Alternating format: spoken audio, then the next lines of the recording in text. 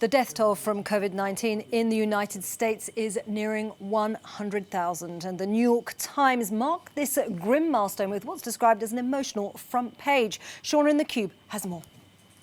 An incalculable loss. That was the front page of the New York Times over the weekend. This is a list of 1,000 people. They say they were not simply names on a list, they were us. 1,000 people's names and a sentence describing who they were, if they liked dancing, what they did throughout their lives. I spoke to the national editor of the New York Times and I asked him why they did this and the meaning behind the names.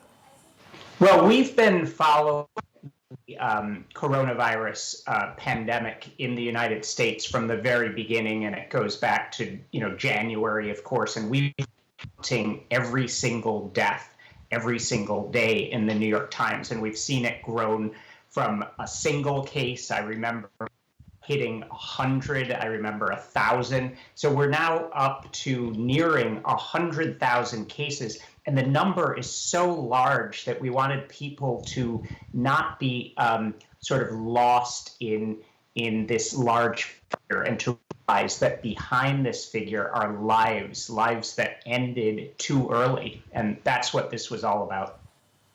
And this front page certainly had people talking across the globe on Twitter. We had this social media user saying in September, I made a plan to get a copy of the New York Times on the day that he graduated. This is not what he had envisioned. And history is a part of this front page. This page, in a sense, is for all of our readers. It's also, I think, for history. I want historians to look back at New York Times in the year 2020, to pick up this copy of the newspaper. It will be digital by then. To gasp, to say, oh my gosh, look at this. And to realize that that we're living in the middle of a historical event that's going to be studied for years and years, just like the 1918 flu is and many other tragedies from the past. So I said, in a sense, this is a front page for all of us today, but I think also it is for future generations as well. There's absolutely no doubt that in the United States and beyond, this issue has been politicised. And I asked the national editor of the New York Times what it has been like to report on this, but also how to put that aside for this front page.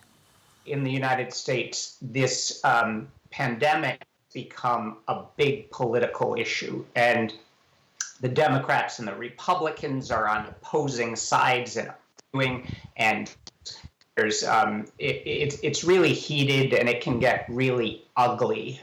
People of all political parties are dying in this pandemic. And I think what we have to do as journalists, and what all have to do, is put politics aside a little bit and realize this is a human tragedy. But at the same time, politics is grapple with issues, and although it be ugly, although there's a lot of calling, it is how we pass legislation, and it's how we grapple with complicated public issues. So we want our politicians engaged in this at the same time.